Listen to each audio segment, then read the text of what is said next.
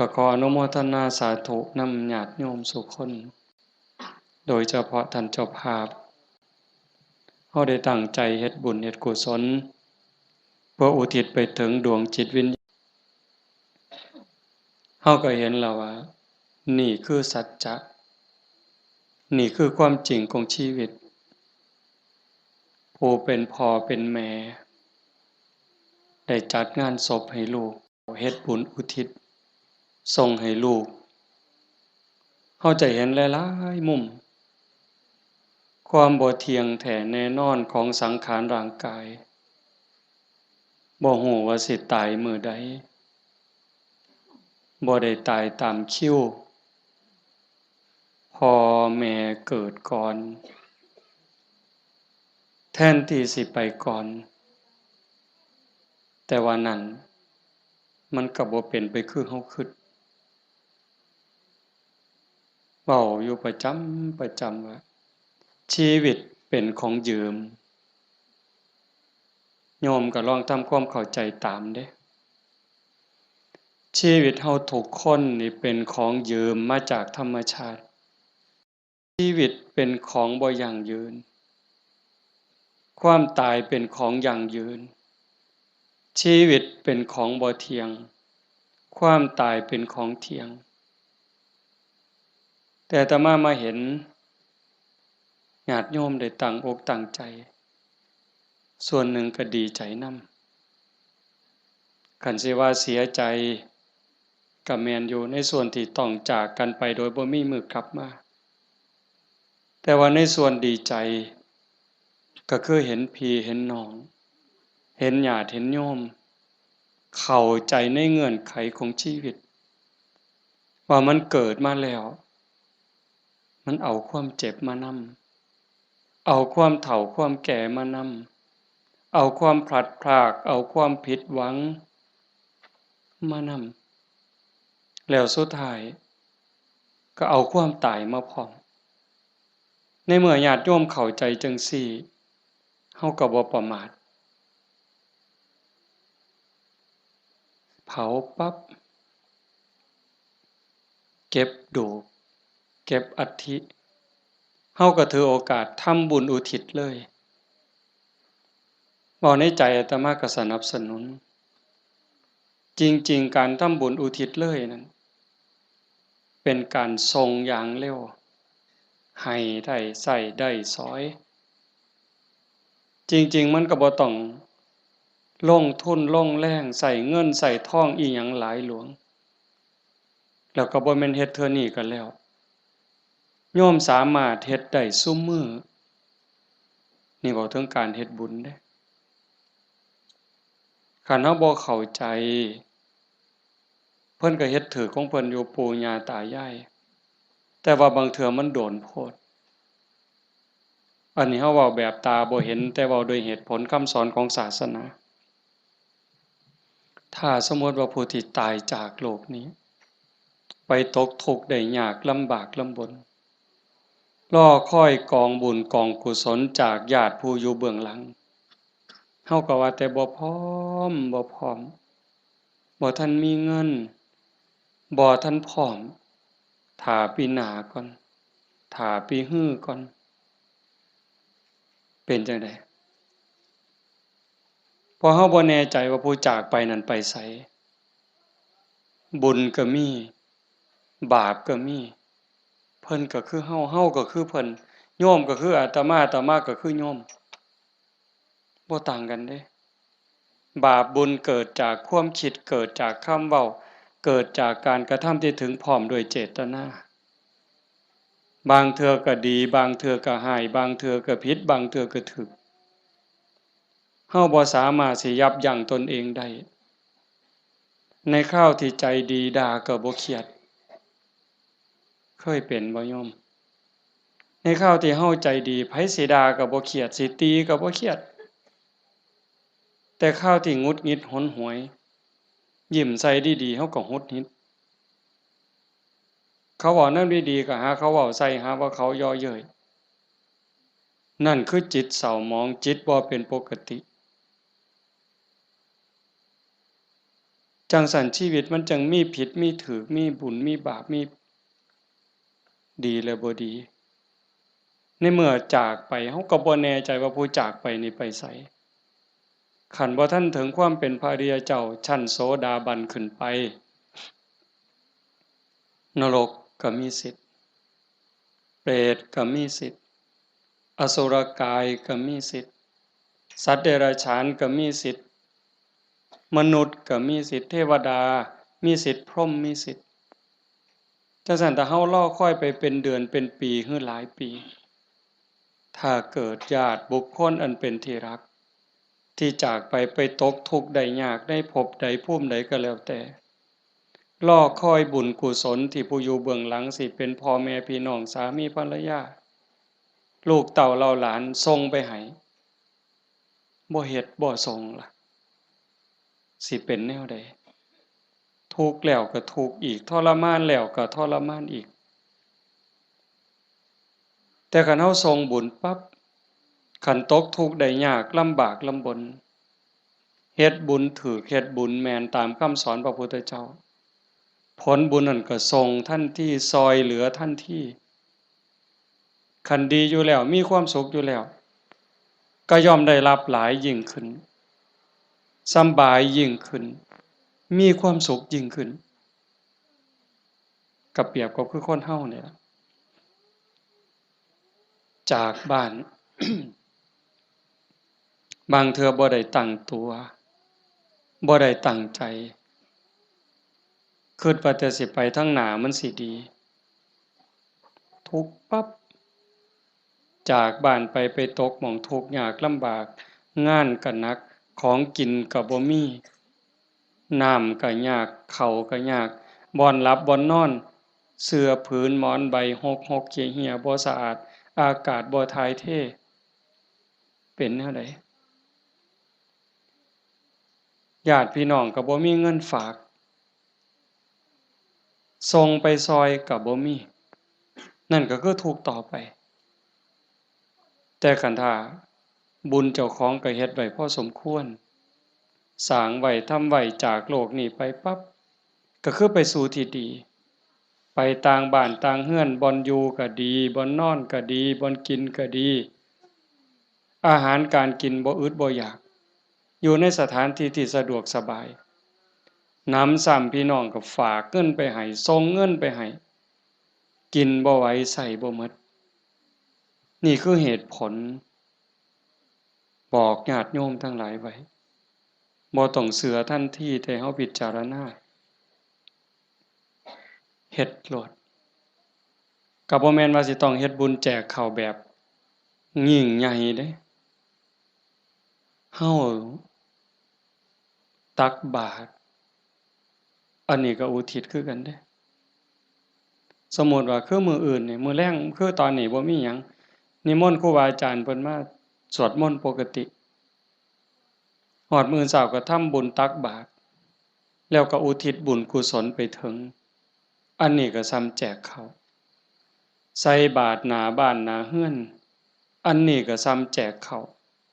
ไปจังหันไปเพลอันนี้ก็ส่ำแจกข้าวอาตมาเว้ายืดยาวซื่อ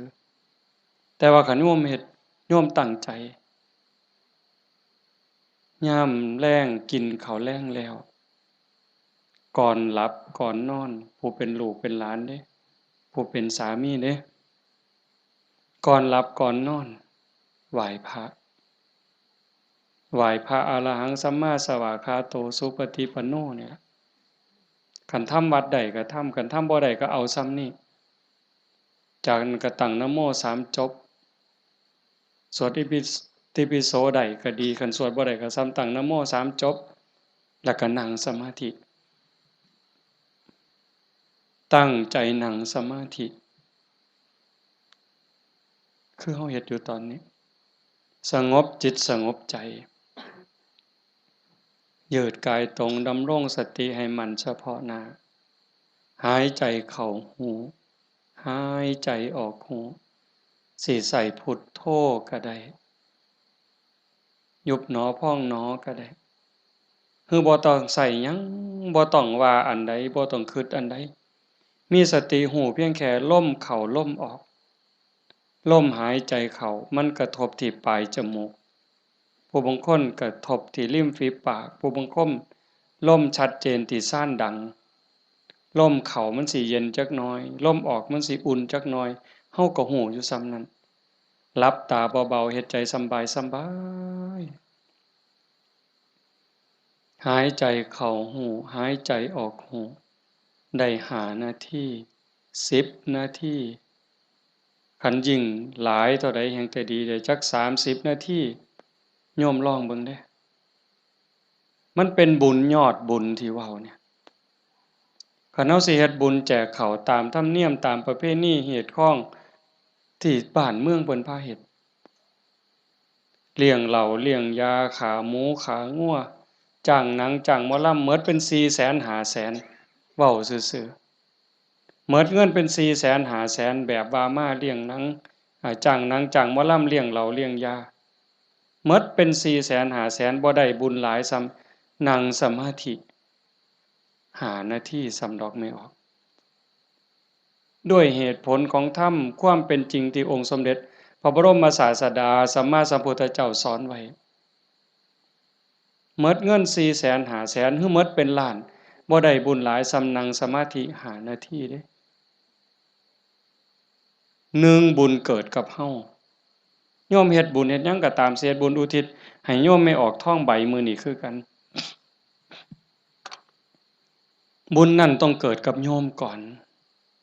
เกิดขึ้นกับจิตกับใจกลายเป็นสมบัติของโยมทุกคนซะก่อนแล้วก็จังอุทิศไปถึงบุญบ่มีโตแต่มันก็มีอานุภาพบาปบ่มีโตแต่ก็มีคุณภาพมีอานุภาพ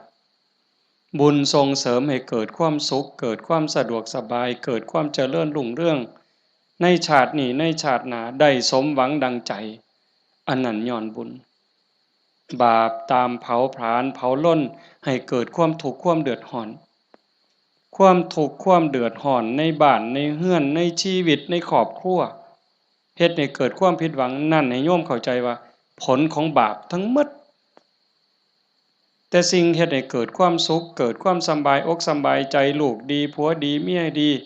ขาทาสบริวารคนรอบข้าง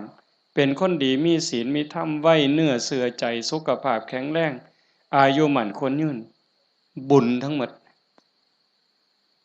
เฮาสิเฮ็ดบุญอุทิศให้ญาติให้ผู้ใดก็แล้วแต่บุญต้องเกิดกับจิตกับใจเฮาก่อนคือกันกับเฮาสิเอาขนมเอาเงินเอาทองเสื้อผ้าหน้าแพรเครื่องใช้ไม้สอยหยิบยื่นให้คนที่เฮาอยากให้สิเป็นไผก็ตามที่เฮาอยากให้เพิ่นเฮาก็ต้องมีของสิ่งนั้นในมือเป็นกรรมสิทธิ์เด็ดขาดของเฮาจะเอาขนมให้เอาเงินให้เอาหมากไม้ให้พ่อแม่พี่น้องลูกเต้าเหล่าหลานเฮาต้องมีขนมมีเงินมีทองมีหมากไม้เป็นสมบัติส่วนตัวเป็นกรรมสิทธิ์ของเฮาโดยเด็ดขาดจังสิสามารถหยิบยื่นให้ลูกให้หลานให้พ่อแม่พี่น้องบุคคลที่รักจังสิได้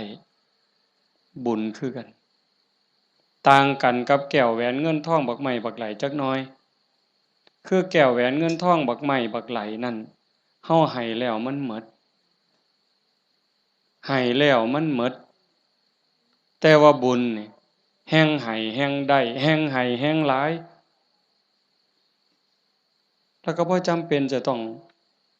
ยุ่งยากอิหยังหลายเป็นหยังจังเว้าหลายแต่บุญเนี่ย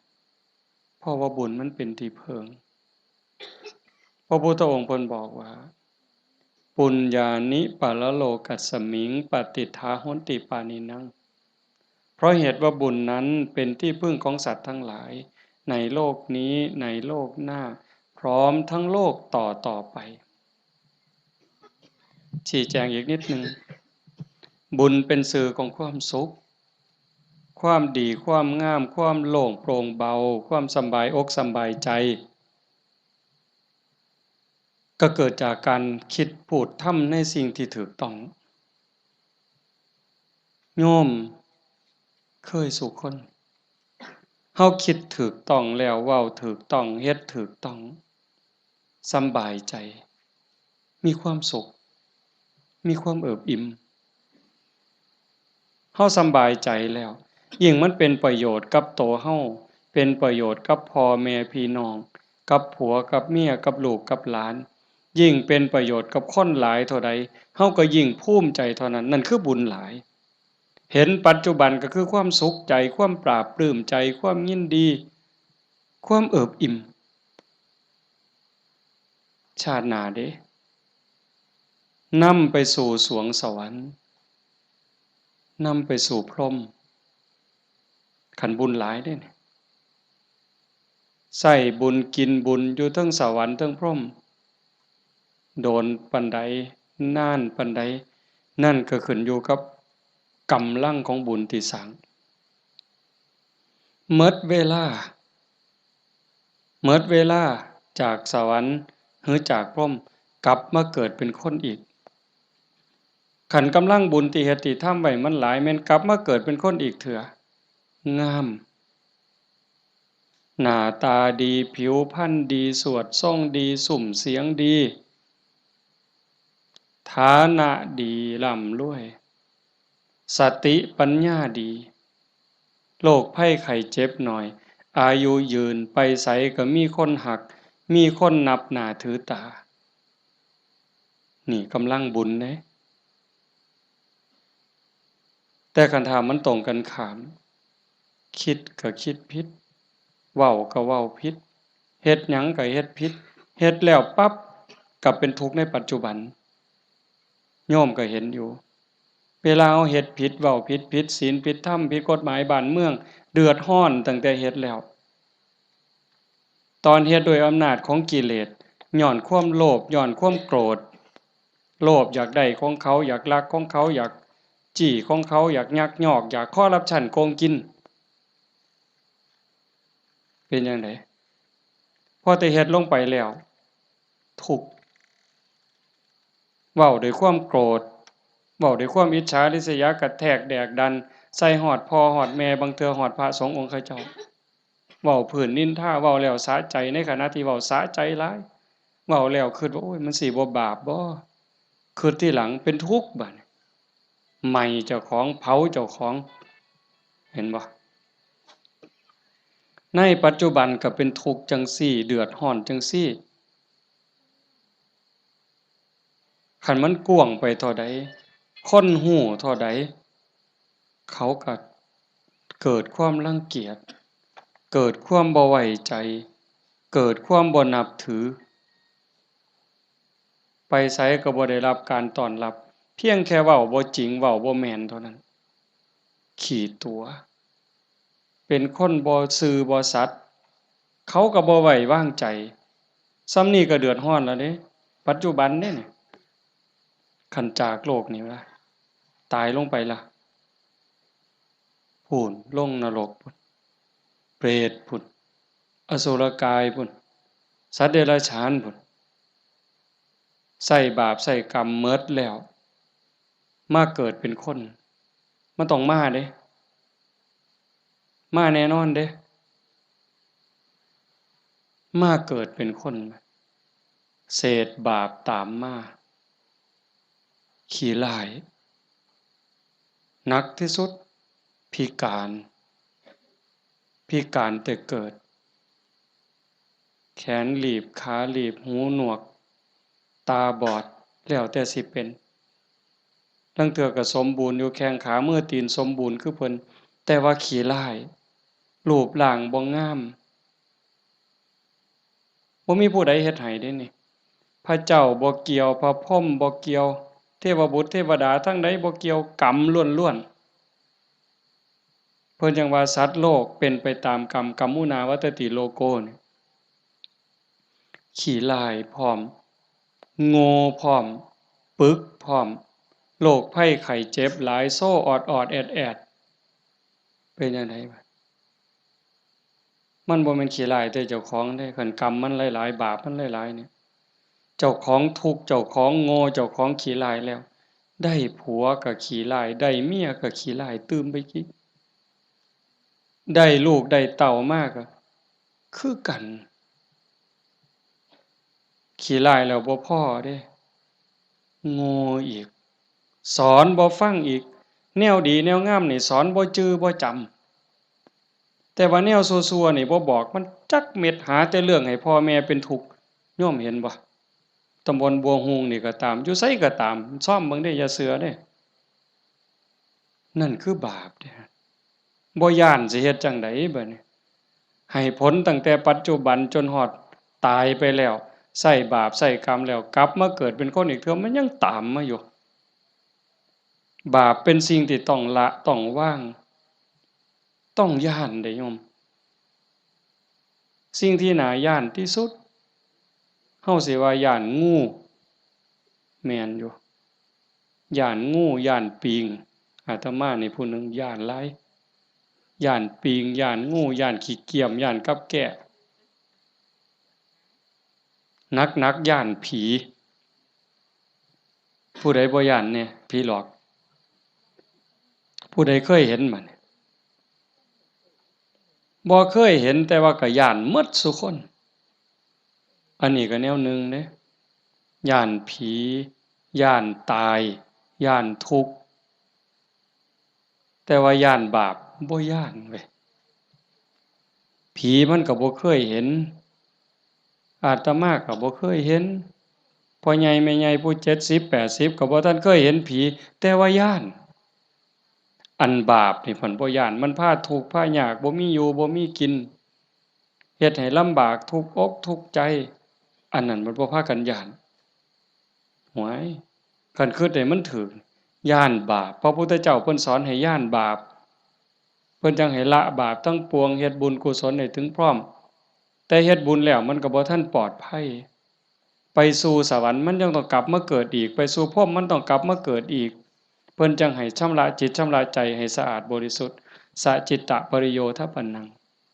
การชำระจิตของตนให้ขาวรอบ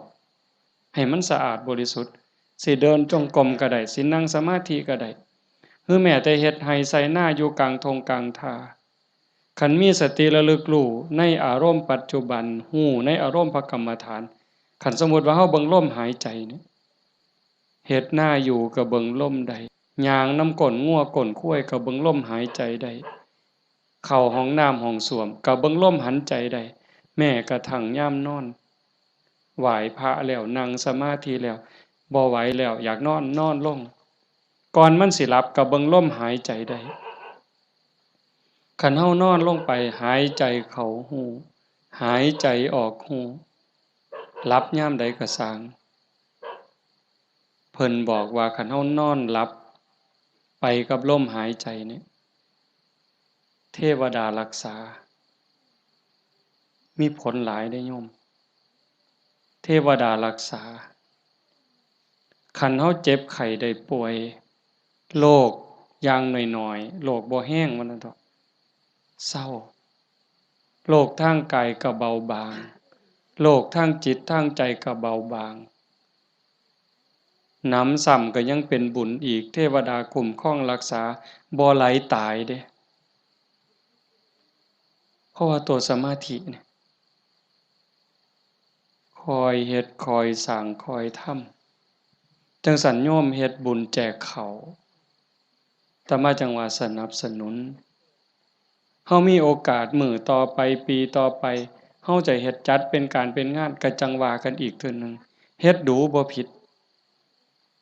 เฮ็ดบุญนี่บ่ผิดพระพุทธเจ้าเพิ่นบอกว่าเฮ็ดดูๆเฮ็ดบ่อยๆให้ทำความพอใจในบุญนั้นเพราะการสั่งสมสะสมเอาไว้ซึ่งบุญนำสุขมาให้เฮ็ดดูบ่ผิดบุญแต่ว่าบาปอย่าเฮ็ดอย่าเฮ็ดเพราะมันทุกข์มันเดือดร้อนจังซั่นเฮาตั้งใจพาพี่พาน้องเฮ็ดบุญนี่เห็นลูกหลานเด็กเล็กเด็กน้อยมาร่วมฟังเทศน์มานั่งฟังธรรมนำพ่อใหญ่แม่ใหญ่แต่มาว่ามันงามนี่คือความงดงามของชาวพุทธโยมจำไว้เด้พาเขามาชวนเขามา มื้อวันเสาร์วันอาทิตย์ส่วนเขาไปวัดไปใส่บาตรไปจังหันผู้ชายก็ให้หัดประเคนพระเขาเฮาสิได้ลูกดีหลานดีอาศัยผู้อื่นบ่ได้การศึกษาทางโรงเรียนบางเทื่อก็ลืมเรื่องเหล่านี้บางโรงเรียนเด้แต่ลางหม้องเพิ่นก็ยังดีอยู่พ่อแม่ปู่ตายายยายเฮานี่ล่ะแม่ป้าพ่อลุงแต่มาเชื่อว่าโยมทุกคนอยากให้ลูกดีหลานดีอยากให้เขาเป็นคนดีเพื่อเฮาสิเพิงเขาได้ในมื้อข้างหน้าเฮาสิเพิงเขาจังได๋คันบ่ให้เขาเข้าหาวัดบ่ให้เขาใกล้ศีลใกล้ธรรมใกล้วัดใกล้ว่าใกล้พระสงฆ์องค์เขาเจ้าเขาบ่มีจิตใจที่อ่อนน้อมอ่อนโยนบ่ฮู้จักบุญจักบาปสิดีได้จังได๋นี่ดีใจจังวะเฮาพาลูกพาหลานมานั่งฟังธรรมเนี่ยเขาฮู้อยู่เด้เขาเข้าใจในบางเรื่องบางอย่างอยู่อย่างน้อยๆเขาก็รู้สึกว่าเขาเป็นบุญเป็นสิริเป็นมงคลมีเหลืออย่างเดียวโยมเหลืออย่างเดียวที่สิเฮ็ดให้ชีวิตปัจจุบันเฮามีความสุขชีวิตในอนาคตมีความสุขมีความเจริญบ้านเมืองปักกุมซุ่มเย็นคือศาสนาคือศาสนาเรื่องกฎหมายนี่โยมเลิกยังเพิงบ่ได้100%ยิ่งพวกนักการเมืองสสต่างๆเซาเว้านำเซาเว้านำเลยพวกนั้นเพิงบ่ได้เขาหาประโยชน์ใส่ตัวเขาต่างหากฮักเฮาจริงๆบ่เป็นพี่เป็นน้องเฮาจริงๆบ่อือฮึบ่มีดอกคันเขาฮักเฮาจริงๆน่ะฮักบ้านฮักเมืองจริงๆเขาต้องเฮ็ดสวัสดิการให้เฮาได้หลายบ่ต้องเอาของมาแจกดอกบ่ต้องเอาเงินเอาทองเอาข้าวเอาของมาให้เฮาดอกพู้นเขาไปสภาพู้นนำความทุกข์ความเดือดร้อนเฮาไปเว้าเป็นเรื่องเป็นราวต่อสู้เพื่อให้เกิดความมั่นคงในการเป็นอยู่ของพี่น้องประชาชนแต่นี่เฮาบ่เห็นมีแต่ไปเถียงกันอยู่คนละมุมก็เถียงอย่างเดียวมุมนั้นเฮ็ดถูกกูก็สิเถียงเฮ็ดผิดก็สิเถียงเฮ็ดถูกก็สิเถียงนั่นคือเขาบ่ได้หวังประโยชน์กับเฮาแต่สิ่งที่เฮาเพิงได้คือศาสนาวัดว่าอารามครูบาอาจารย์หลวงปู่หลวงตามื้อใดครูบาอาจารย์บ่หวังดีกับเฮายามมื้อเช้าไหว้พระทำวัดสวดมนต์ก็แผ่เมตตาสัพเพสัตตาสัตว์ทั้งหลายที่เป็นเพื่อนทุกข์เกิดแก่เจ็บตายแผ่เมตตาแล้วก็กรวดน้ำอุทิศบุญกุศลบ่มีที่สุดบ่มีประมาณยามเช้ามาบิณฑบาตคือแม่โยมสิไปวัดไปจังหันไปเพลให้พรเพิ่นบ่ได้ให้เล่นเด้สัพพิติโยนั่นคือเอาจิตเอาใจเอาความหวังดีปรารถนาดีอุทิศให้ยิ่งได้เจริญสมาธิเจริญภาวนาจิตสงบจิตมีพลังโยมฮู้เองเด้นี่โยมทุกคนฮู้เองเนี่ยนั่งฟังอาตมาเว้ามานี่มัน30นาทีแล้วโยมฟังอาตมาเทศน์มา30นาทีคนที่ตั้งใจนั่งสมาธิฟังแต่แรกสิรู้สึกว่าตอนนี้กายเบากายโยมเบาใจโยมเบาใจมันสงบใจมันมีกำลังใจโยมเริ่มมีความสุขลึกๆเนี่ยพิสูจน์ได้ด้วยคำสอนพระพุทธเจ้ามันบ่ได้ล้าสมัยอีหยังทันสมัยล้ำสมัยไปอีกล้านปีพุ่นโยมเป็นพยานเด้อาตมาบ่ได้เว้าเอาเองเด้ทุกคนที่นั่งสมาธิฟังธรรม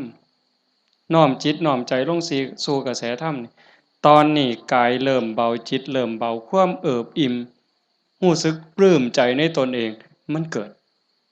นี่คือบุญเนี่ย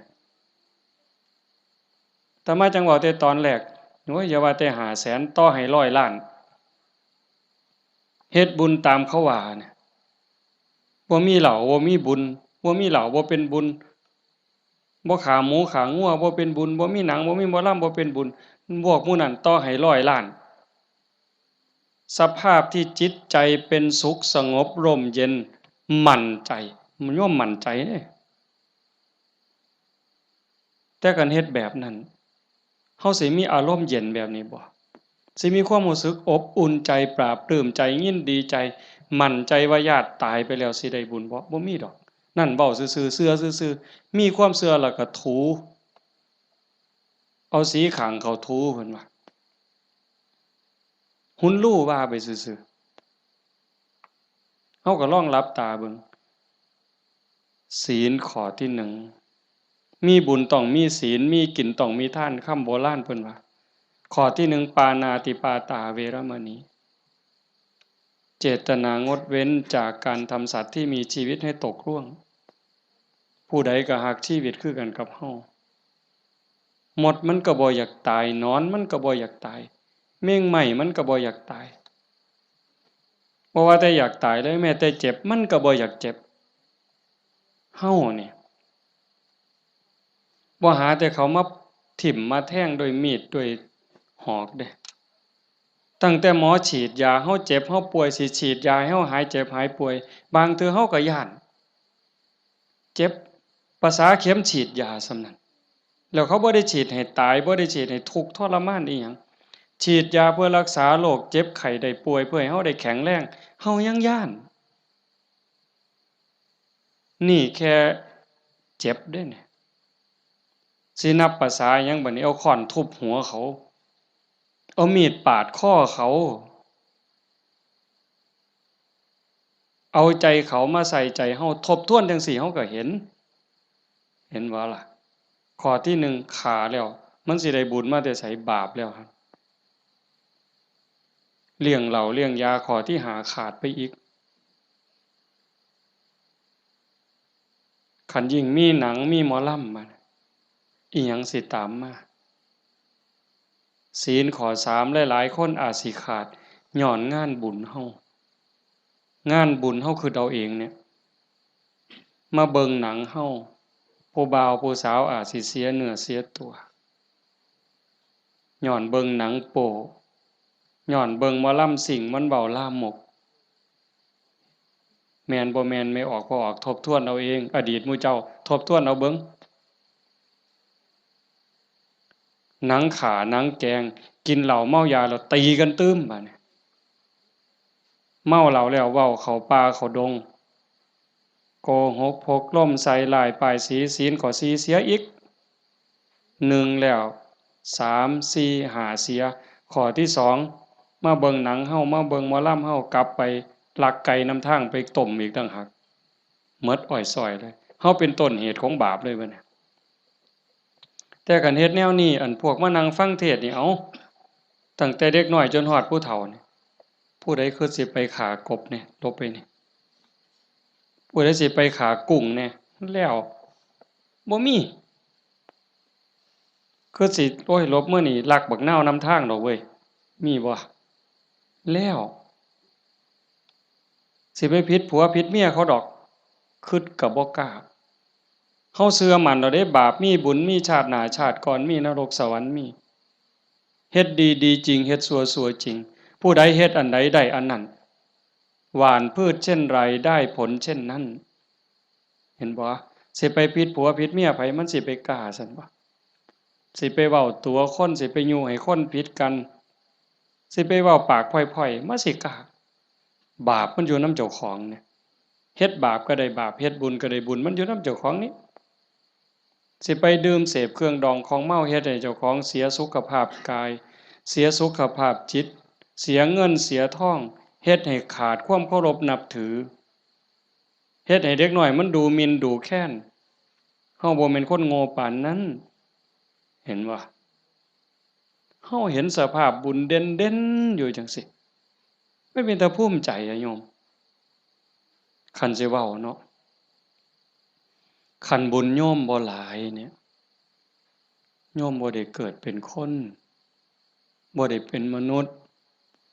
คันบุญบ่หลายพ่อบ่ได้เกิดเป็นคนไทยดอกโยมบ่ได้เกิดในผืนแผ่นดินไทยบ่ได้เกิดใต้ร่มใบบุญของนายหลวงเด้บุญบ่หลายพ่อบ่ได้นับถือพระพุทธศาสนานับถือพุทธศาสนาแล้วบุญบ่หลายพ่อบ่ได้เกิดในบ้านที่มีวัดมีครูบาอาจารย์เอิ้นเข้าหาศีลหาธรรมบ่มีกัลยาณมิตรบ่มีพี่มีน้องที่รักศีลรักธรรมนำกันบ้านโน่นตุนเฮาก็สิบ่ใหญ่ปานใดจักหลังคา85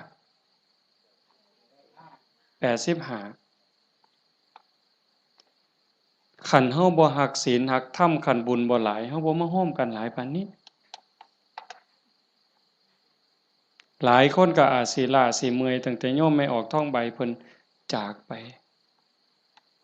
มางานศพมื้อนี้ก็หมดมื้อมื้อวานก็หมดมื้อเอาไปเผาเฮ็ดเวียกเฮ็ดงานแหน่ยามกลางคืนมาก็มาฟังครูบาอาจารย์เพิ่นสวดมนต์มานั่งเป็นหมู่เป็นพวกกันยามกลางเว้นก็ไปเฮ็ดเวียกเฮ็ดงานมื้อนี้มาโฮมกันได้ปานนี้ห่อขนมข้าวต้มถามว่ามันล้าบ่เมื่อยบ่เมื่อยเด้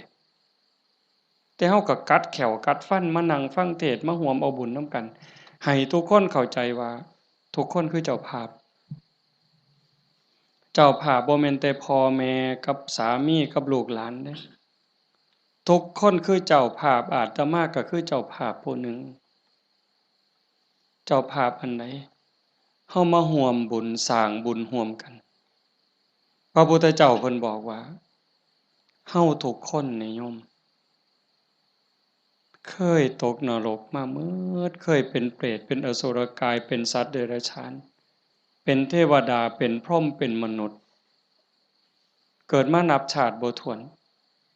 กรีดลิงเล่ไล่เม่งใหม่ที่มันตอมหลอดไฟกบเขียดตั้งแต่นรกอเวจีไปไล่ตั้งแต่นรกจนไปถึงภวคพรหมบ่มีสัตว์โตใดบ่มีจิตวิญญาณดวงใดที่บ่เคยเกิดเป็นพ่อเป็นแม่เป็นพี่เป็นน้องเป็นผัวเป็นเมียเป็นญาติร่วมสายโลหิตเฮาเคยมาหมดแต่ว่าเฮาบุญหลายชาตินี้เนื่องจากว่าชาติก่อนๆภพก่อนๆเฮาเคยมีศีล5มีกุศลกรรมบท10ที่สร้างไว้ทำไว้พอสมควรจังส่งผลให้เฮาได้เกิดมาเป็นคนมาเป็นมนุษย์ผู้มีศีลละเอียดให้ทานไว้ดีรักษาศีลไว้ดีเจริญสมาธิไว้ดีรูปร่างหน้าตาผิวพรรณฐานะสติปัญญาจังดีจังงามกลัวกันเป็นขันเป็นตอนนั่นคือพลังบุญของเจ้าของจังสันโยมไม่ออกท่องใบสาสังที่เพิ่นจากไปแต่มาว่ากลับบ้านเก่าบ่ได้ตายดอกเมื่อบ้านเก่าอีหยังเมื่อบ้านเก่าดินเมื่อบ้านเก่าลมเมื่อบ้านเก่าไฟเมื่อบ้านเก่าน้ำเมื่อบ้านเก่าเพราะว่าเฮายืมเขามายืมจากธรรมชาติยืมจากดินน้ำลมไฟมาปั่นเป็นเนื้อเป็นตัวหมดเวลาเขาก็มาเอาคืนโยมเคยยืมเสียมไทบ้านบ่เคยยืมเสียมเคยยืมมีดเคยยืมบักจกเคยยืมขอดหน่อยเคยยืมขาดบ่ยืมเพิ่นมาเนี่ยสิสัญญาก็ตามบ่สัญญาก็ตามลางเทื่อเฮาสัญญาว่ายืมไปจักมื้อเนี่ยแต่เฮาเอามาเพิ่นก็ว่าเอาไปซะเอาไปใส่จักมื้อก็เอาไปตอนนั้นเพิ่นบ่ทันจำเป็นถ้าเกิดเฮาเอามาฮอดเฮือนปั๊บเพิ่นเกิดมีเรื่องจำเป็นขึ้นมาด่วนๆเพิ่นมาเอาคืนโอ้ข่อยเอามาเฮ็ดซะก่อนเด้อข่อยจำเป็นแล้วเฮาก็ว่าโอ้ยข่อยยืมของเจ้ามาตัวเฮาสิไปว่าจังได๋ต่อรองจังได๋บ่ได้เด้มันของเพิ่นคือยืมเงินยืมทองเขานี่แหละยืมมาใช้หนี้บ่ยืมมาซื้ออยู่ซื้อกินหยังก็แล้วแต่ แต่ฮอดวันเวลาบางเทื่อบ่ทันฮอดยิ่งบ้านนอกเฮายืมแบบพี่แบบน้องบ่ได้สัญญาอิหยังกัน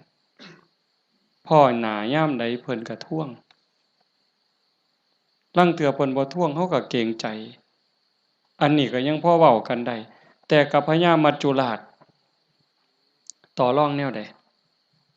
พญามัจจุราชบ่เห็นแก่เงินค่ำแม่นสิมีเงินกือไทยเอาบ่มีได้บ่สนไต่โตะบ่สนผู้ใดมีอำนาจนายพลนายพันเจ้าใหญ่นายโตพระสงฆ์องค์เขาเจ้าคุณสมเด็จบ่งึดบ่สนใจซ้ำบ่เกรงใจอีกซ้ำขันบาปหลายก็โยนนรกโลดขันบุญหลายก็ไปตามทาง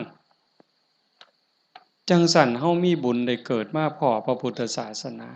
มีกัลยาณมิตรมีพี่มีน้องที่หวังดีต่อกันเฮาก็ตั้งใจเฮ็ดบุญให้เจ้าของเฮ็ดบุญในมื้อนี้เทิงทานเทิงศีลเทิงภาวนาฟังเทศน์ฟังธรรมอ่อนน้อมถ่อมตนขนขวายในกิตติชอบเนี่ยก็ขอให้เฮาตั้งใจว่าเฮาเฮ็ดให้เจ้าของเบื้องต้นโยมทุกคนก็เฮ็ดให้เจ้าของเด้ไหว้พระโอ้คันเว้าถึงบุญนะโยมตั้งแต่ไหว้พระเนาะคันเฮ็ดด้วยความเข้าใจเด้คันเฮ็ดด้วยความเข้าใจเพียงแค่เฮาไหว้พระอรหังสัมมาสัมพุทโธภควาเข้าใจในความหมายว่าพระพุทธเจ้าเป็นพระอรหันต์ดับเพลิงทุกข์เพลิงกิเลสตรัสรู้ชอบได้ด้วยพระองค์เองเข้าใจว่าพระพุทธเจ้าคือไผเนี่ยแล้วก็กราบลงไปบุญมหาศาลหลายกว่าสร้างโบสถ์เป็นหลังบุญไม่ออกหวยเว้าไปปื้ออีกเด้คันสร้างโบสถ์บ่เข้าใจเฮ็ดโบสถ์แข่งกันถือกระสอบไปหาเหลี่ยไล่ได้เงินมากก็ขายน้ำทางในกินเหล้าเนี่ยบ่เป็นประโยชน์สู่เฮาเฮ็ดจังซี่บ่ได้สัมอะระหังสัมมาสวากขาโตภควตาธัมโมพระธรรมเป็นสิ่งที่พระผู้มีพระภาคเจ้าตรัสไว้ดีแล้วถูกต้องแล้วงดงามแล้วเป็นไปเพื่อดับทุกข์ในคำสอนพระพุทธเจ้าเข้าใจจังซี่แล้วกราบลงไปงามๆโอ้ยสำนี้ก็พอโยมสุปฏิปันโนภควโตสาวกสังโฆพระสงฆ์สาวกของพระผู้มีพระภาคเจ้าปฏิบัติดีแล้วพระสงฆ์คือไผด้วยความเข้าใจของชาวบ้านคือนี่โกนหัวนุ่งเหลืองห่มเหลืองเนี่ยอันนี้เป็นสมมุติสงฆ์แต่สงฆ์จริงๆโยมก็เป็นสงฆ์คู่แห่งบุรุษ4คู่นับเรียงตัวบุรุษได้8บุรุษพอออกไม่ออกก็คือพระญาติโยมก็เป็นสงฆ์เป็นพระขันโยมปฏิบัติดีมีศีลมีธรรมมีจิตใจเมตตากรุณาโมทิตาอุเบกขาหวังดีกับทุกคนความโลภความโกรธความหลงความอิจฉาริษยาอาฆาตพยาบาทในใจของญาติโยมหน่อยลงหน่อยลงเบาบางลงถึง20% 25%หมดไป25%ความโลภความโกรธความหลงอิจฉาริษยาเบาบางไปจากใจเฮา25%โยมเป็นพระโยมเป็นสงฆ์มีลูกมีผัวมีเมียเฮ็ดให้ใส่หน้าทำมาหากินเป็นปกติแต่โยมกลายเป็นพระอีหลีได้บ่เนี่ยเป็นพระอีหลีพระจริงๆที่พระพุทธเจ้ายอมรับนับว่าเป็นลูกเห็นบ่อาตมาบ่ได้เว้าเอาเองจักเม็ดเด้อโยมนุ่งเหลืองห่มเหลืองโกนหัวนอนอยู่วัดแต่ขันธกิเลสยังมีบ่ลดไปลางเทื่อก็ขี้ร้ายกว่าชาวบ้านอีกบางหม้องบางมื้อบางวันบางเวลาอาตมาก็ผู้หนึ่งบางมื้อก็ขี้ร้ายกว่าโยมแนวนี้ก็เป็นแค่สมมุติสงฆ์บ่ทันเป็นที่ยอมรับของพระพุทธเจ้าพระสงฆ์ปฏิบัติดีปฏิบัติซื่อตรงตามคำสอนพระพุทธเจ้า บ่คดบ่ง้อบ่ออกนอกทางปฏิบัติเพื่อออกจากทุกข์มีชีวิตเพื่อกำจัดกิเลสหายใจเข้าก็เพื่อกำจัดความเห็นแก่ตัวหายใจออกก็ทำลายความเห็นแก่ตัวนี่แหละเฮ็ดหยังก็พอดีพองามหวังประโยชน์กับคนอื่นหวังดีกับคนอื่นเมตตาต่อผู้อื่นทำลายความเห็นแก่ตัวให้น้อยลงน้อยลงน้อยลงทำลายแค่ความเห็นแก่ตัวให้มันเบาลงบางลงหน่อยไปหน่อยไปนี่คือสงฆ์ปฏิบัติสมควรแก่การต้อนรับแก่การกราบไหว้ทั้งเถื่ออาตมาเนาะเวลาที่รู้สึกว่าเจ้าของบ่ดีโยมกราบซ้ำเอาหอกเอาดาบแทงยิ่งโยมศรัทธาเท่าใดแฮงแต่เป็นตาย้านผู้เฒ่าผู้แก่หัวขาวหัวค่อนสิเอาบักไม้ให้กราบแล้วยกใส่หัวหลับตาพูนคิดฮอดพ่อฮอดแม่ฮอดพี่ฮอดน้องบ่แม่นพ่อแม่ในชาติปัจจุบันฮอดชาติก่อนภพก่อนฮอดเจ้ากรรมนายเวรถวายน้ำขวดหนึ่งก็หวังบุญสอบทอพ่อต่อแม่พุ่นให้ขนมนมเนยใส่บาตรญาติพกถวายผ้าถวายผ่อนเงินทองแก้วแหวนเขาบ่ให้ย้อนฮักเด้ให้ย้อนอยากได้บุญบ่ให้ย้อนหลงแต่ว่าให้ย้อนอยากได้บุญเกิดกับเจ้าของแล้วอุทิศไปให้พ่อแม่โยมันสิบ่คือหอกคือดาบบ่คือน้ำกรดบ่คือน้ำร้อนเทหดเสียจังได๋จังซั่นนะเพียงแค่โยมเข้าใจว่าพระพุทธเจ้าคือใครพระธรรมคือใครพระสงฆ์คือใครโยมเข้าใจจังซี่เพียงแค่อรหังสัมมาสัมพุทธโตสุปฏิปันโนพ่อโยมพ่อเลยบ่ได้จำเป็นเด้ว่าเราต้องเฮ็ดใหญ่เฮ็ดโตหมดเงินเป็นแสนเป็นล้านบ่ลองเบิ่งน่ะขันไม่ออกพอออกบ้านโน้นตุ่นเฮาเป็นจังซี่นี่คือเฮามีศีลมีธรรมในใจเด้อยู่เฮือนก็เฮ็ดจังซี่บ่ต้องรวยดอกโยมบ่ต้องรวยแล้วบ่ได้มีความสุขดอกคันบ่มีศีลบ่มีธรรมนั่นอยู่ส่ำเฮาอยู่เฮ็ดอยู่เฮ็ดกินพอสมมาพาควรบ่เดือดร้อนตนเองบ่เดือดร้อนผู้อื่นก็พอได้อยู่ได้กินแต่ว่าให้จิตใจมีธรรมะเพิงพาอาศัยหยิบยื่นแบ่งปันซอยเหลือเกื้อกูลคือโยมเป็นกันอยู่เห็นว่าทุกคนคือพี่คือน้องทุกคนคือเพื่อนร่วมทุกข์เกิดแก่เจ็บตายมีความสุขบ่คันอยู่แบบนี้ก็บ่แม่นสิเงียบแบบนี้เลยได้ก็เว้ากันนำจากันนำแต่ว่าให้จิตใจเฮาเป็นจังซี่เข้าใจกันฮักกันคือพี่คือน้องเป็นแนวใดผู้จากไปก็สำบายใจเอ้า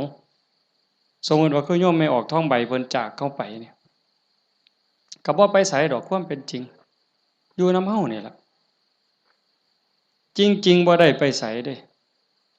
เพียงแค่ธาตุดินน้ำลมไฟกลับคืนสู่ธรรมชาติดวงจิตดวงวิญญาณเดินทางไปตามบุญตามบาปของตนเองญาติพี่น้องผู้อยู่เบื้องหลังก็อุทิศบุญกุศลไปให้แต่ว่าด้วยสภาวะความผูกพันความเป็นลูกเพิ่นเป็นลูกของพ่อใหญ่ท้องมาแม่ใหญ่ที่พ่อแม่ก็สิ้นไปแล้วแม่นบ่อ๋อเฮาตั้งใจเฮ็ดบุญอุทิศไปนำเนาะแต่มาเข้าใจผิดเอาก็บ่เป็นหยังพ่อใหญ่ท้องมาแม่ใหญ่ที่คือกันที่เฮาว่าจากไปเพิ่นก็บ่ได้ไปไสเลือดเนื้อเพิ่นอยู่นำเฮาแม่นบ่โยมไม่ออกท้องใบคือกันเพิ่นแบ่งเลือดแบ่งเนื้อมาเป็นโตเฮาเพิ่นก็อยู่นี้อยู่ในโตเฮานี้คำสอนคำสั่งคำบอก อันนี้เด้อลูกอันนี้เด้อหลาอันนี้เด้อค่ำเอิ้นบักหลาเอิ้นอีนางเอิ้นทองคำอีแม่แม่นบ่เพิ่นเอิ้นจั่งซั้นเด้บักหลาอีนางทองคำอีแม่เพิ่นว่าอันนี้มันถูกเด้ออันนี้มันดีเด้ออันนี้มันบ่แม่นอันนี้มันบ่ถูกอย่าพากันเฮ็ดมันบาปอย่าเว้าจั่งซั้นมันบาปคันเว้าจั่งซี้เว้าจั่งซี้แม่นแล้วบักหลาอีนางสาธุโอ้ยใจแม่นเจ้าเว้าดีใจแม่นเจ้าเว้าถูกนี่คือคำสอนรักกันเด้อันนี้เอื้อยเด้อันนี้อ้ายเด้คันน้องเถียงอ้ายอย่าไปเถียงเอื้อยอย่าไปเถียงอ้ายคันอ้ายรังแกน้องเอื้อยรังแกน้องอย่าไปเฮ็ดบ่โหนเป็นน้องบ่เห็นบ่เพิ่นตายอยู่บ่เพิ่นไปไสอยู่บ่ดินดอนตอนหญ้าเรือนซ่านบ้านซองจากเหงื่อจากแห้งอาบเหงื่อตังน้ำสร้างหลักฐานให้ลูกได้อยู่เป็นของเพิ่นบ่จังว่าคันคิดฮอดพ่อคิดฮอดแม่นั่นก็รักพี่รักน้องอยากให้พ่อแม่ได้กินข้าวกินน้ำนุ่งเสื้อผ้าหน้าแพรดีๆงามๆคันแม่นพ่อแม่บ่อยู่นำเป็นเนื้อเป็นตัวแล้วก็เฮ็ดกับพี่กับน้องนั่นล่ะอยากเว้ากับพ่อแม่ม่วนๆก็เว้ากับพี่กับน้องนี่ล่ะเว้ากับป้ากับลุงมันคักแท้เด้โยมคันเฮาคิดให้มันเข้าใจนี่พ่อแม่บ่ไปไสปู่ย่าตายายบ่ไปไสแล้วทุกคนก็คือพี่คือน้องเข้าใจให้มันคักๆเข้าใจดีๆในคำสอนพระพุทธเจ้าประเสริฐที่สุดบ่มีศาสนาใดสิสอนความจริงความถูกต้องงดงามเกินพระพุทธเจ้าบ่มีผู้ใดสิรักเฮาหวังดีต่อเฮาเกินพระพุทธเจ้าจังบอกคำสอนเอาไว้เพิ่นบ่บอกให้เฮาไปทำพิธีอันนั้นอันนี้ดอกอันนั้นบ่แม่นพิธีสะเดาะเคราะห์ต่อชะตาเสริมดวงฮึพระพุทธเจ้าบ่สอนบ่แม่นเว้าดีต่อกันนี่พระพุทธเจ้าสอนคิดถูกต้องพูดถูกต้องทำถูกต้องจากถูกต้องก็จังไปสู่ดีงามอย่าว่าดีเด้อย่าว่าดีก่อนดียังบ่ทันถูกต้องเด้คันคนเขามักกินเหล้าเฮาซื้อเหล้าสู่กินเขาว่าดีเด้แม่นบ่ล่ะคันพวกผู้ชายมักเล่นมักเที่ยวมีหมู่พาไปเที่ยวซ่องเขาว่าบักนี่ดีเด้พวกมักเล่นไพ่เล่นไฮโลเล่นการพนันส่วนเฮาไปเล่นต้มไก่สู่กินพร้อมเล่นเอาเงินเอาพร้อมยังว่าดีอยู่เด้หั่นแต่มันบ่ถูกแต่คันมีคำว่าถูกต้องแล้วคิดถูกต้องเว้าถูกต้องกระทำถูกต้องดีงามตามมาบ่เสียหายจังซั่นจากนี้เป็นต้นไปเฮาบ่ว่ามื้อใดเฮาสิจากโลกนี้บ่มีผู้ใดฮู้จักคนว่าเฮามีเวลาอยู่ในโลกนี้อีกจักมื้อจักปีจักเดือนจักวันจักเวลาจักชั่วโมงจักนาทีบ่ฮู้จักคนโซ่ก็ตายบ่โซ่ก็ตายเด็กน้อยก็ตายหนุ่มสาวก็ตายผู้เฒ่าผู้แก่ก็ตายเฮ็ดจั่งใดสิไปว่าท่ามื้อนั้นก่อนท่ามื้อนี้ก่อนโอ้ยมันต่อรองได้ซะบ่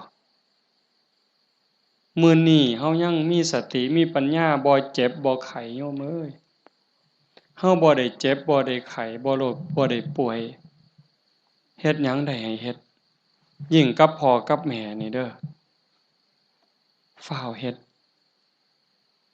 คันพ่อแม่เพิ่นยังมีชีวิตโอ้ผู้นั้นบุญหลายเด้อ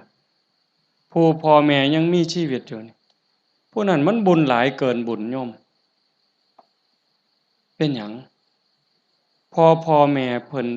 ทุ่มเทให้เฮาหมดชีวิตเป็นครูคนแรกเป็นเทวดาของบุตรเป็นพรหมของบุตรเป็นพระอรหันต์ของบุตรทุกสิ่งทุกอย่างที่พ่อแม่เพิ่นมีเพิ่นให้เฮาหมด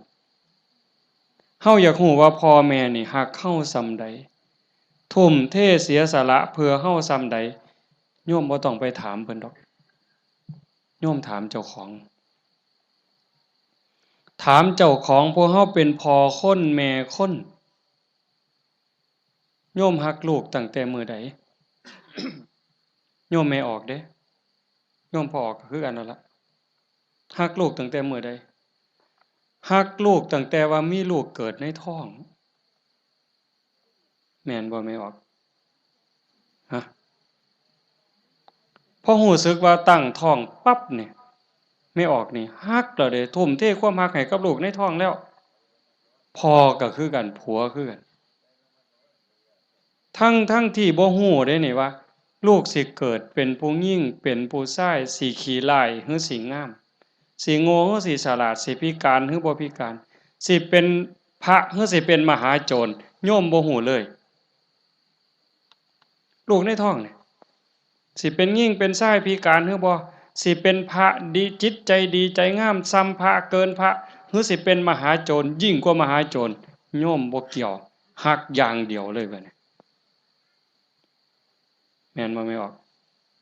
แม่นอยู่บ่แนวนี้เพิ่นก็คือเฮาบัดนี้หาได้บาทใดก็เพื่อลูกหาได้บักไม้บักไหลผู้ผัวไปป่าไปดงได้บักไม้บักไหลก็สิเอามาให้เมียกินเพื่อให้ลูกแข็งแรงพุ่นเด้คันว่ามันสิคลอดง่าย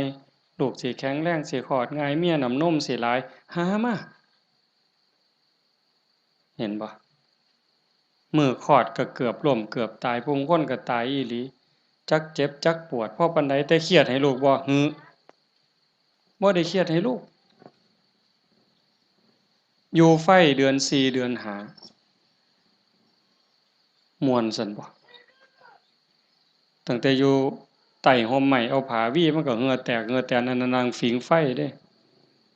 นั่งผิงไฟเดือน4เดือน5ต้มน้ำร้อนสดน้ำร้อนกินน้ำร้อนบัดแนวกินกับข้าวได้กินข้าวกับเกลือเลี้ยงเทื่อสิใหญ่แต่ละคนดมดากดมก้นเช็ดขี้เช็ดเหงียวป้อนข้าวป้อนน้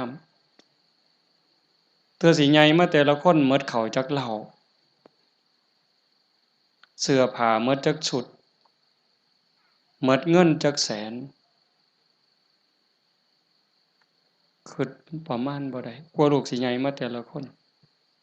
เพิ่นก็คือกับเฮารักลูกจังซั้นสิตอบแทนแนวใดพระพุทธเจ้าเพิ่นสอนหน้าที่ลูกไว้ท่านเลี้ยงมาเลี้ยงท่านตอบเลี้ยงกายเพิ่นคือเพิ่นเลี้ยงเฮานะ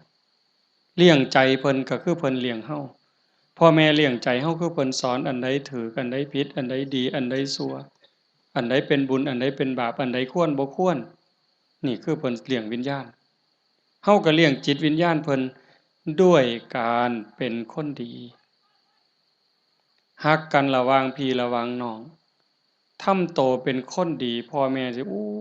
ยโยมเป็นยาอายุวัฒนะอันนี้ก็บ่ต้องไปถามพ่อถามแม่อีกละถามโยมเนี่ยคันลูกเขาเป็นคนดีหูจักคว่ำหลานเสือถอยฟังคว่ำบอกง่ายสอนง่ายโยมมีความสุขบ่อยากยืนบ่คันยิ่งเป็นคนดีจนชาวบ้านเขายกย่องเขาสรรเสริญโอ้ยใจแม่นอ่อนซ่อนเด้อีหล่านี่มันคือหูจักคว่ำแต่บักหำนี่คือดีแท้เป็นตาอ่อนซ่อนเด้ยายอยากตายบ่บัดนี้ยืนบ่เจ้าอยากยืนแท้แต่คันลูกมันบอกบ่ได้สอนบ่ฟังหลานก็โอ้บอกจังหนึงไปจังหนึงเถียงคำบ่ตกฟากแม่นสิป้อนสร้างมื้อละโตยายก็บ่อยากยืน อยากตายให้มันแล้วอุกอังสังกะหยาลูกหลานมันบ่ฮู้จักความเอิ้นหาพญากรรมพญาเวรพุ่นแหล้วมาเอาผู้ขาไปถอนโลดตัวจังซั่นยังว่าเลี้ยงพ่อเลี้ยงแม่เลี้ยงกายเลี้ยงใจพุทธเจ้าเพิ่นบอกเด้ท่านเลี้ยงมาเลี้ยงท่านตอบทำการงานของท่านซอยเวียกซอยงานส่วนเหือส่วนแห้งเพิ่นบ่บอกก็เฮ็ดแนวเฮ็ดได้แนวมันถูกต้องดีงามส่วนเวียกส่วนงานเพิ่นนี่คือเรื่องที่สองท่านเลี้ยงมาแล้วเลี้ยงท่านตอบทำกิจการงานของท่าน รักษาวงตระกูลมิให้ตกต่ำอันนี้หน้าที่ลูกเด้รักษาวงตระกูลอย่าให้ตกต่ำอย่าเอาชื่ออย่าเอานามสกุลนี่ไปไว้นำตำรวจอย่าเอานามสกุลนี่ไปอยู่โรงอยู่ศาลอย่าเอานามสกุลนี่ไปอยู่คุกอย่าให้เขาดูหมิ่นดูแคลนโอ้ยซุ่มนั้นบ่เพิ่นว่าเป็นจังได๋คันลูกสาวก็บ่รักนวลสงวนตัวไปเที่ยวทั่วทิพย์คันลูกชายก็นักเลงจักกินเหล้าเมายาจักฆ่าจักยาเสพติดอิหยังลักศกจกหอฆ่าคนตีคนนี่ก็รักษาวงตระกูลบ่ได้คนเขาก็ดูถูกดูหมิ่นดูแคลนพ่อแม่ปู่ย่าตายายขายหน้าขายตาลูกติดคุกพ่อแม่ก็ติดนำติดบ่ไม่ออกว่าโตอยู่นอกคุกแต่ใจไปอยู่คุกคันลูกบวชพ่อแม่ก็บวชนำพุ่นโตอยู่ทงพุ่นแต่ว่าใจอยู่วัดเห็นบ่รักษาวงตระกูลมิให้ตกต่ำอย่าให้เขาดูหมิ่นดูแคลนให้เขาดูทุกข์ทำตนให้สมควรแก่การรับทรัพย์มรดกคันเฮาเป็นคนดีมีศีลมีธรรมขยันหมั่นเพียรทำมาหากินพ่อแม่ทั้งหลายเพิ่นสิแพงฮอดเวลาอันสมควรหาผัวหาเมียให้แบ่งทรัพย์สมบัติให้หวังเพิง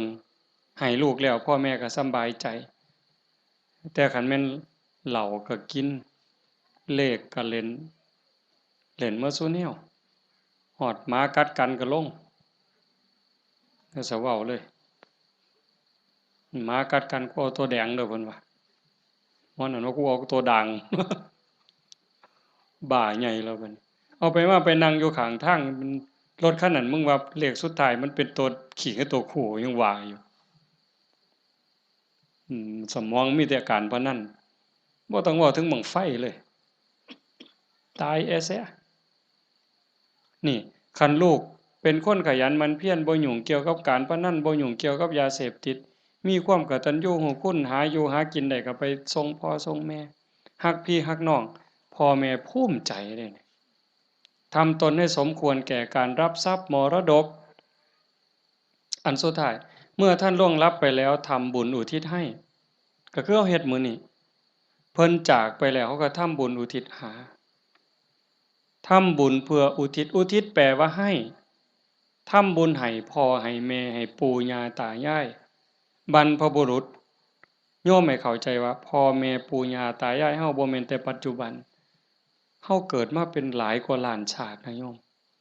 พ่อแม่เฮาก็หลายกว่าล้านคนบางคนอาจสิอยู่นรกบางคนอาจอยู่เปรตบางคนอสุรกาย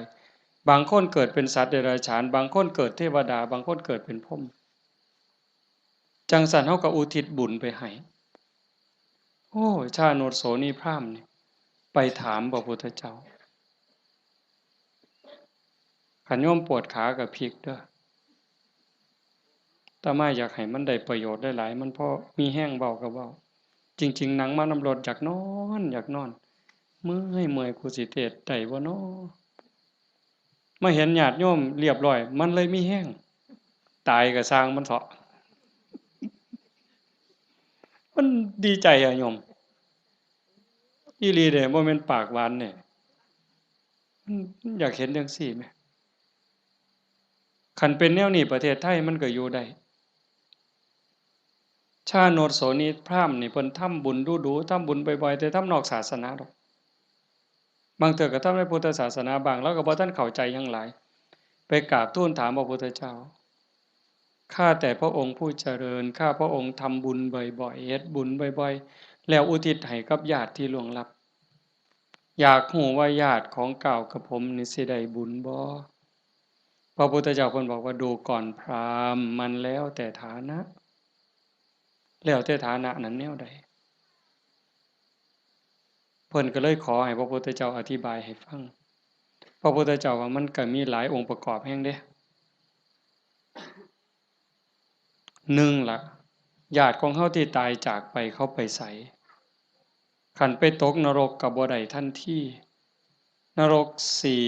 457หลุม457ขุมเนี่ยนรก พ่อแม่เฮาไปตกนรกก็บ่ได้ทันทีมีแต่การทรมานสิได้ก็ย้อนเพิ่นฮู้เรื่องแล้วก็อนุโมทนาสาธุด้วยความยินดีก็จังสิได้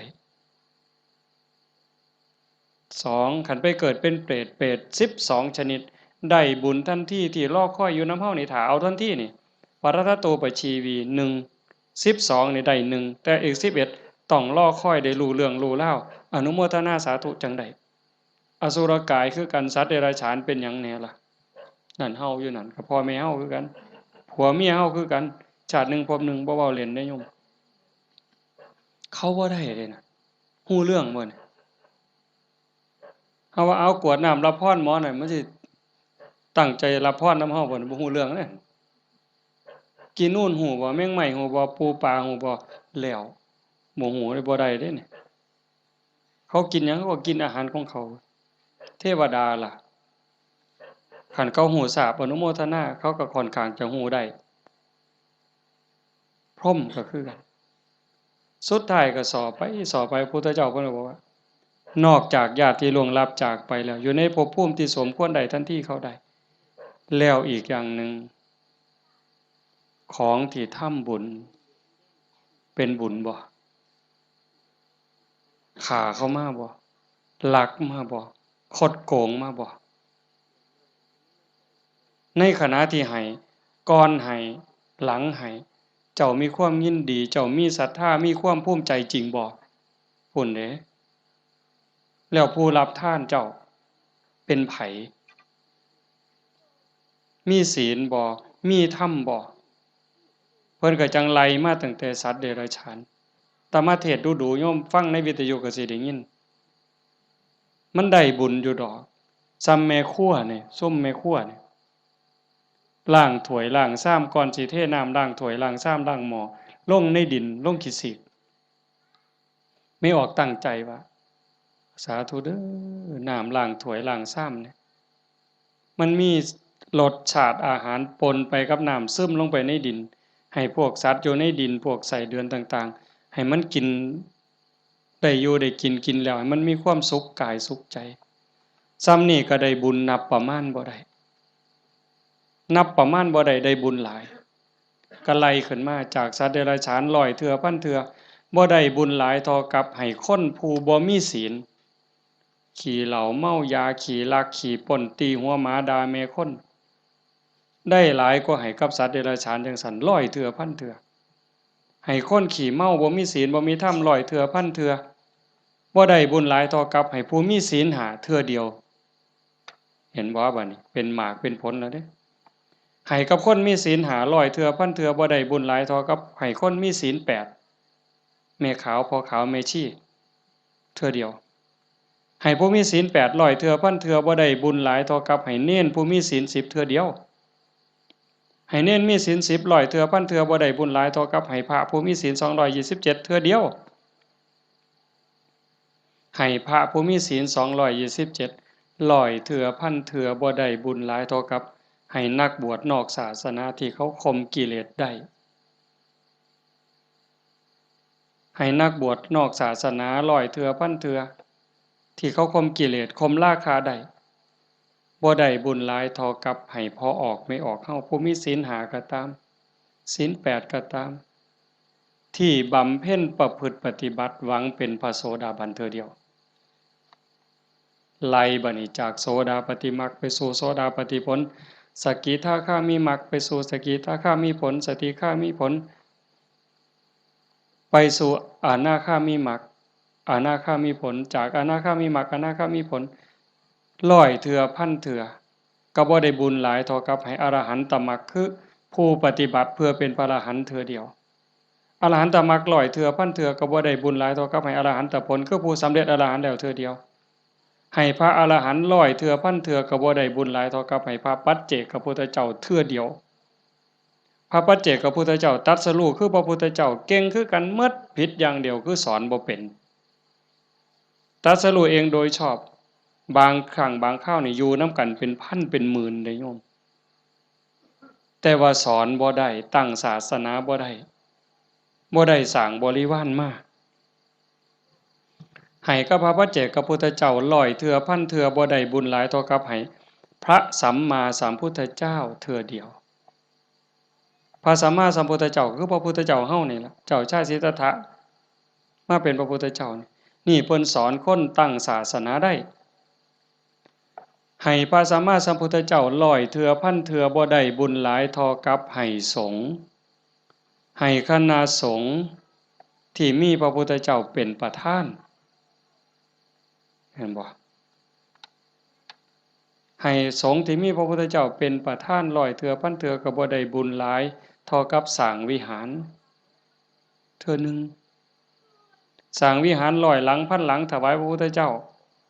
ก็บ่ได้บุญหลายเท่ากับให้ธรรมะสอนธรรมะเห็นบ่นี่อาตมาได้บุญหลายอยู่เด้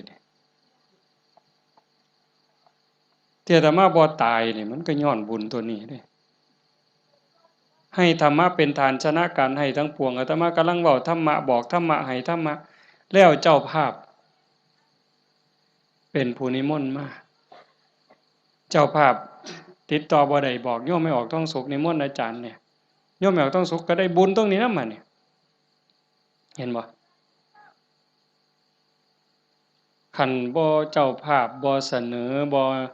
ยากมีแนวนี้พี่น้องก็บ่ได้ฟังธรรมในขณะที่ฟังธรรมอยู่นี่พระเพิ่นบันทึกเสียงพร้อมเก็บไปเปิดวิทยุฮือดีบ่ดีเพิ่นกำลังถ่ายทอดสดอยู่เดี๋ยวนี้จังหวัดอุบลอำเภอสำโรงอำเภอวารินอำเภอเขืองในฟังนำเฮายโสธรมหาชนะชัยค่ำเขื่อนแก้วขอว่างฟังนำเฮาสุรินทร์โน่นหน้าไร่สำโรงทาบสังขะฟังนำเฮาเห็นบ่จากเจ้าภาพนิมนต์อาตมามาเว้าเนี่ยเพิ่นได้ยินนำเฮาหมดเฮาฟังกันอยู่นี่ประมาณ100แต่ฟังอยู่ทั้งบ้านเป็นพันบาดนี่บุญสิเอาซ้ำใดเจ้าถามเบิ่งสิเอาซ้ำใดเฮ็ดถูกเฮ็ดแม่นเนี่ยมันเป็นได้บุญนี่มันจะเอาไปไสได้นี่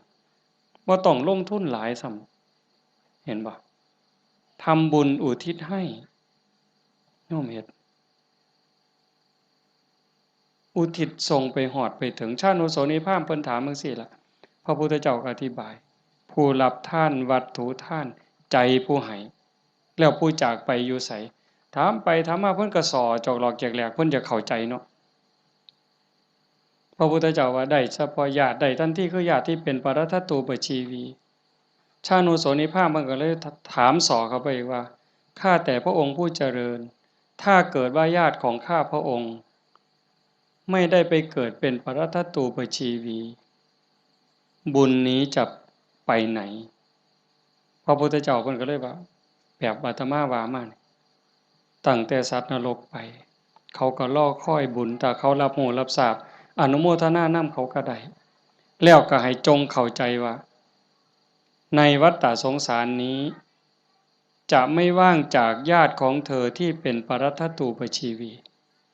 หมายความว่าพ่อแม่พี่น้องลูกเต้าเราหลานสามีภรรยาในอดีตชาติก่อนๆพบก่อนๆผัวเฮาเมียเฮาญาติพี่น้องพ่อแม่เฮาที่ไปเกิดเป็นปรทัตตูปชีวียังมีอยู่เพราะว่าพ่อแม่เฮาบ่แม่นผู้นี้ชาตินี้อย่างเดียวจังซั่นโยมเฮ็ดบุญมื้อนี้ส่งไปฮอดพ่อแม่ในอดีตสามีพี่น้องลูกเต้าเราหลานในอดีตพร้อมแต่มื้อนี้ปรารภโยมพ่อใหญ่ทองมาแม่ใหญ่ที่พ่อใหญ่ทองแดงนี่ก็เสียชีวิตไปแล้วคือกันเนาะแล้วก็แม่ใหญ่ทองใบผู้ไว้ชนอ๋อหมายความว่าลูกหลานเฮ็ดบุญหาเนาะอาตมาเห็นในนี่ก็ว่ามันเป็นเจ้าภาพก็ต้องขออภัยก็บ่ผิดเพิ่นก็ฮู้จักแล้วเข้าใจแล้วล่ะถือว่าญาติโยมเฮ็ดถูกเฮ็ดแม่นเด้อาตมาก็บ่ให้จบเพียงส่ำนี้ผู้ไปทำมาหากินกรุงเทพกรุงไทยแม่นเฮาบ่ได้ใส่บาตรบ่ได้ทำบุญก่อนหลับก่อนนอนไหว้พระนั่งสมาธิเด้อแม่นบ่ไปกรุงเทพจักคนนี่แม่นบ่เบิ่งท่าทางมาแต่กรุงเทพแน่ๆผู้อยู่บ้านใส่บาตรคันมื้อใดมันยากก็ใส่บาตรหน้าเรือนคันมื้อใดมันพอไปได้ก็ไปจังหัน จังซี่นะก่อนหลับก่อนนอนก็ไหว้พระกราบพระก่อนหลับก่อนนอนเว้าจากันดีๆเด้เว้าจาดีๆอยู่ในบ้านในเรือนให้มันเป็นสิริมงคลเทวดาเฝ้าบ้านเฝ้าเมืองเฝ้าเรือนเฝ้าศาลเฝ้าที่เฝ้าทางเขาเอิ้นว่าภูมิบ้านภูมิเรือนเพิ่นได้ยินเราเว้ากันดีๆเว้ากันม่วนๆเทวดาก็ดีใจอาจสิเป็นพ่อเราปู่เราย่าเราแต่อดีตก็ได้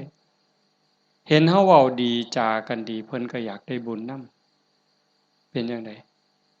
รักษาบ้านรักษาเรือนเฮ็ดนาบ่พอได้ก็ได้มื้อนี้มีโยมผู้หนึ่งโทรศัพท์มาคุยกับอาตมาโอ้ยหลวงพ่อเพิ่นว่าโยมก็งึดอยู่เฮ็ดนาหว่านข้าวลงไปแรกๆข้าวกำลังงอกบ่ทันได้พอคืบจ้อยน้ำท่วมหว่านแรกๆน้ำท่วมบัดน้ำบกไปก็แล้งบัดแล้งแล้งไหม้พร้อมจักสิตายสิหยังบัดฝนมาใหม่ก็บ่ค่อยได้ไปเบิ่งบัดไปเห็นบัดนี้ใบก็บ่เห็นมีแต่ห้วงเพิ่นว่าโอ้ยอันนี้จักแม่นบุญเว้ากับผัวจักแม่นบุญเนาะเนาะเฒ่าเนาะเพราะว่าเพิ่นก็เฮ็ดแต่บุญอีหลีนี่จังแม่นบุญอีหลีลูกก็ฮู้จักความผัวก็ฮู้จักความกว่าเทวดาพุ่นเพิ่นว่าอันนี้คือบุญเด้จังว่าเห็นพี่เห็นน้องลูกเต้าเหล่าหลานเด็กเล็กเด็กน้อยเอ้าไปเหี่ยวจักเทื่อแล้วมันหลบมานั่งอยู่คือเก่านี่เอ้าแล่นออกไปจักเทื่อมันหลบมานั่งคือเก่านี่คันบุญบ่หลายมันนอนปะง่องส่วนได้หนีไปนอนแล้วไปเบิ่งโทรทัศน์แล้วนี่คือบุญหลายเด้อพากันเลี้ยงลูกเอาศีลเอาธรรมเลี้ยงฝากโยมจักหน่อยยากก็อดเอาลำบากก็อดเอาอดเว้าดีอดคิดดีอดทำดีกับพี่กับน้องกับบ้านกับเมืองไปอยู่ไสก็อย่าสร้างปัญหาคันเฮาเป็นคนมีศีลมีธรรมอดกลั้นจักหน่อยความรักความเมตตาก็เกิดแผ่เมตตาดูๆเด้หวังว่าในใจนี่ตั้งความรู้สึกในใจว่าทุกคนคือพี่คือน้องแล้วก็แม่นอีหลีซ้ำจังเว้าแต่ตอนต้นพระพุทธเจ้าเว้าซ้ำได้ว่าในวัฏฏะสงสารนี้ไม่มีใครเลยที่ไม่เคยเป็นพ่อเป็นแม่เป็นพี่เป็นน้องเป็นญาติร่วมสายโลหิตเป็นสามีภรรยากันมาก่อนทุกคนนั่งอยู่นี่แม่นหมดจังซั่นสิเครียดให้กันเฮ็ดหยังสิสั่งกันเฮ็ดหยังเอารัดเอาเปรียบกันเฮ็ดหยัง อีกบ่โดนก็สิไปไผไปมันแล้วจังซั่นเวลาอยู่นำกันนี่เอาบุญนำกันติล่ะเว้าดีนำเขาก็ได้บุญแล้วคิดดีต่อเขาก็ได้บุญแล้วเฮ็ดดีทำดีต่อเขาก็ได้บุญแล้วเอาบุญนำกันอย่างอาตมาเว้ามันบ่จบว่างั้นเฮ็ดดีกับพ่อกับแม่พ่อแม่มีผู้เดียวในปัจจุบันคันเพิ่นตายนี้จากแล้วอยากเฮ็ดดีนำเพิ่นก็บ่ได้เฮ็ดอยากเว้าดีนำเพิ่นก็บ่ได้เว้าอยากหาข้าวแซ่บๆให้เพิ่นกินก็บ่ได้จังซั่นอยากให้เพิ่นกินหยังก็หาให้เพิ่นกินซะอย่าสิไปจุดเทียนซะก่อนจังเอิ้นกินเด้บ่ได้กินเด้อนั่นอยากเว้าดีๆนำเพิ่นก็เว้าตอนเพิ่นได้ยินอย่าสิจุดธูปเพิ่นอีแม่เอ้ยฟังเทศน์เด้อพี่บ้าแนวนั้นบ่ทันคิดว่าเพิ่นเช็ดขี้ให้เฮาจักเทื่อจำบ่ได้